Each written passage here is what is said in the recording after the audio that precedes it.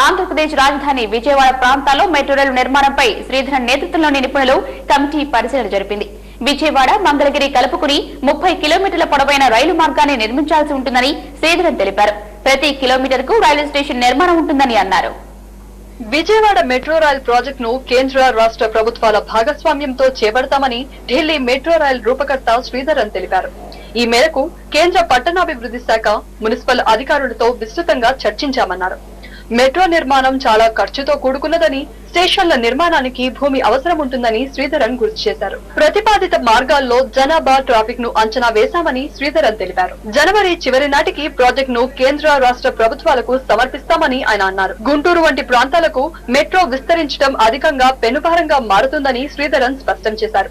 అవసరం అనుకుంటే 2వ విడత మెట్రో రైల్ నిర్మాణంలో గుంటూరు వరకు విస్తరించవచ్చన్నారు. మెట్రో ప్రాజెక్టులు ఎక్కడైనా లాభదాయకమైన ప్రాజెక్టులు కావని శ్రీధరన్ స్పష్టం చేశారు. సేవాభావంతోనే మెట్రోలు పనిచేస్తాయని వారు గుర్తు చేశారు. 6 నెలల వ్యవధిలో విజయవాడ మెట్రో టెండర్లు పూర్తవుతాయని శ్రీధరన్ వివరించారు. రానున్న మహానాడు నాటికి తెలుగుదేశం పార్టీ జాతీయ పార్టీగా ప్రజల ముందుండనుంది. తెలుగుదేశం పార్టీని జాతీయ పార్టీగా విస్తరించేందుకు కార్యాచరణ సిద్ధమైంది. అందుకు కావలసిన అన్ని విషయాలను పరిశీలించేందుకు ఓ కమిటీని ఏర్పాటు చేసింది. ఇప్పటికే ప్రాంతీయ పార్టీ ఉన్న టీడీపీ జాతీయ స్థాయిలో తనదైన ముద్రను సంపాదించుకున్న తెలుగుదేశం పార్టీ దేశ ప్రజల ముందుకు వెళ్లనుంది.